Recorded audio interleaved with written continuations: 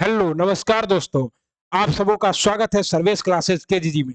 साथियों, बीपीएससी के चेयरमैन जो कि बोले थे कि 16 मई तक में आपको बीपीएससी शिक्षक भर्ती 2023 का नियमावली 2023 का सिलेबस जारी होगा, वो सिलेबस आज रात में अनन फनन में जारी कर दिया गया है। तो आइए देखते हैं कि आज का सिलेबस क्या है। बिना वक्त गवाए बिहार राज्य विद्यालय अध्यापक नियुक्ति हस्तांतरण अनुशांसिक कार्रवाई एवं सेवा शर्त नियमावली 2023 के अंतर्गत प्राथमिक विद्यालय, माध्यमिक विद्यालय और क्या उच्च माध्यमिक विद्यालय में अध्यापक के पद की नियुक्ति हेतु लिखित परीक्षा वस्तुनिध के लिए विषय पत्रों की संख्या, परीक्षा और अवधि की कुल अंक इस प्रकार होंगे।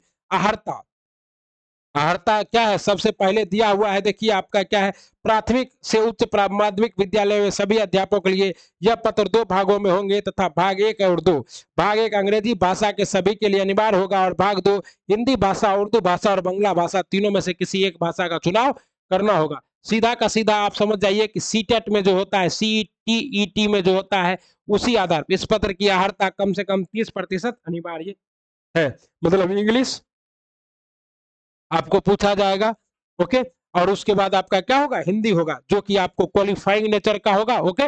उसके बाद समान अध्ययन है। समान अध्ययन क्या है, तो यह 150 प्रश्न होंगे, 2 घंटे का होगा, 150। प्राथमिक विद्यालय के अध्यापक के लिए इसमें प्राथमिक गणित, मानसिक क्षमता परीक्षण, मतलब प्राथमिक गणित भी होगा, जोड़ घटाव गुना भाग, मतलब प्राथमिक मतलब समझ लीजिए क्लास लेवल 10 तक, क्लास 10 तक का, ओके। उसके बाद मानसिक क्षमता जिसको आप लोग रीजनिंग कहते हैं, समान जागरूकता, समान विज्ञान, सामाजिक विज्ञान, भारतीय राष्ट्रीय आंदोलन, भूगोल और पर्यावरण शामिल होंगे। तो इसके बेसिस पे आपको हम लोग सेट प्रोवाइड करा ही रहे हैं। समान अध्ययन पत्र के प्रश्न प्राथमिक विद्यालय के पाठ्यक्रम से संबंधित होंगे, लेकिन इसका स्तर उम्मीदवार हेतु निर्धारित न्यूनतम अर्हता के आलोक में होगा, ओके।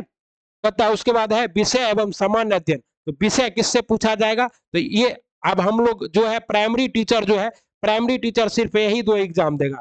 ये किसके लिए है, पीआरटी के लिए। पीआरटी वाला ही 2 एग्जाम देगा। और ये अब किसके लिए आ गया, तो ये टीजीटी और किसके लिए आ गया, पीजीटी के लिए आ गया। हम आपको पहले ही बता दिए थे कहीं सिलेबस होगा माध्यमिक विद्यालय के अध्यापकों के लिए यह पत्र 2 भागों में होंगे, भाग 1 अथवा 2। भाग 1 में एक विषय पत्र है, उम्मीदवार द्वारा इन पत्रों में से किसी एक पत्र का चुनाव किया जाना है। हिंदी, बांग्ला, उर्दू, मैथिली, संस्कृत, भोजपुरी, अरबी, फारसी, अंग्रेजी, विज्ञान, गणित एवं सामाजिक विज्ञान। तो जो मान लीजिए जिस विषय से ग्रेजुएशन होगा उसको चुनेगा। और विषय पत्र माध्यमिक शिक्षकों के विषय के पाठ्यक्रम से संबंधित होंगे, लेकिन इसका स्तर उम्मीदवार हेतु निर्धारित न्यूनतम अर्हता के आलोक में होगा। भाग 2 एक समान अध्ययन पत्र है, जिसके प्रश्न माध्यमिक विद्यालय के पाठ्यक्रम से संबंधित होंगे, लेकिन इसका स्तर उम्मीदवार हेतु निर्धारित न्यूनतम अर्हता के आलोक में होगा। इसमें प्राथमिक गणित, ओके, समान जागरूकता, समान विज्ञान और भारतीय राष्ट्रीय आंदोलन एवं भूगोल शामिल होगा। तो ये क्या है, टीजीटी के लिए भी जो है वो सब सेम है, आप लोग के लिए भी, ठीक ना।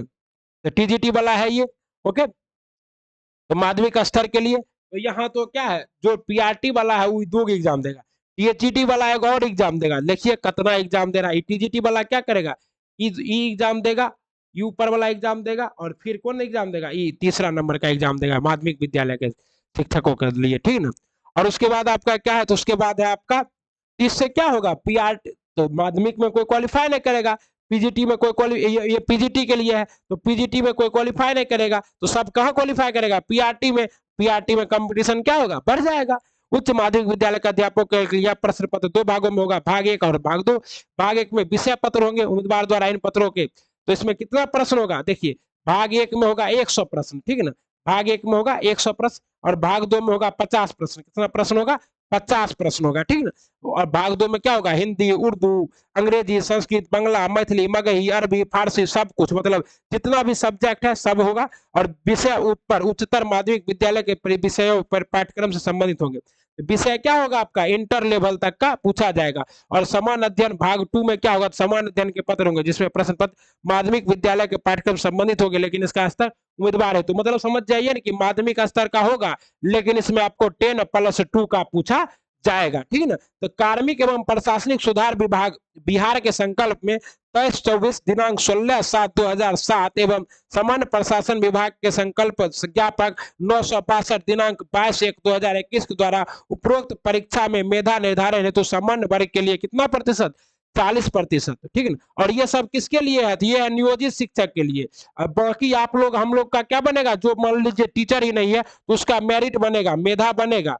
बस ये सिर्फ है क्वालिफाइंग। अगर मान लीजिए बहुत आदमी क्वालिफाइंग कर दिया जाएगा तो ऊपर से सबसे पहले लिया जाएगा, जितना सीट है उतना, मतलब 78,000 के आसपास। 36.5% अत्यंत पिछड़ा वर्ग के लिए, अत्यंत पिछड़ा वर्ग के लिए 34%, और अनुसूचित जाति और जनजाति और महिला और निःशक्त ग्रस्त के लिए 32% न्यूनतम अर्हता प्राप्त करना अनिवार्य होगा।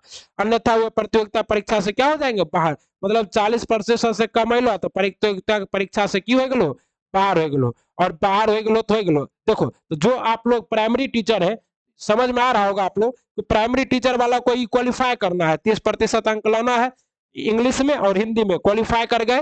और इस पेपर के इसमें उनको 40% अंक लाना है, पास कर गए। लेकिन जो माध्यमिक स्तर पर है तो वहां क्वालिफाई भी करेगा और यहाँ क्या करेगा, पास करेगा, ठीक ना। और फिर जो आपका टीजीटी मेला भी है तो वहां हिंदी इंग्लिश में क्वालिफाई करेगा और यहाँ क्या करेगा, पास करेगा 40% के साथ। तो यही था आप लोगों का सिलेबस, जो कि पहले से क्या था, बहुअपेक्षित सिलेबस था, आने वाला ही था। तो सिलेबस आ गया है, अब आप लोग तैयारी में धार दीजिए, क्योंकि जो है अब 20 मई से पहले ही आप लोगों का फॉर्म भराना स्टार्ट हो जाएगा, क्योंकि 20 मई तक थोड़ा बीपीएससी में व्यस्तता है, क्योंकि 68वीं बीपीएससी का मुख्य परीक्षा चल रहा है उसके बाद आप लोगों से। और हम आपको ये सेट प्रैक्टिस कराइए रहे हैं, पूरा वही पैटर्न है एकदम सेम टू सेम आप लोगों का। तो चलिए मिलते हैं अगले वीडियो में, पढ़ते रहिए, बढ़ते रहिए। बहुत बहुत धन्यवाद।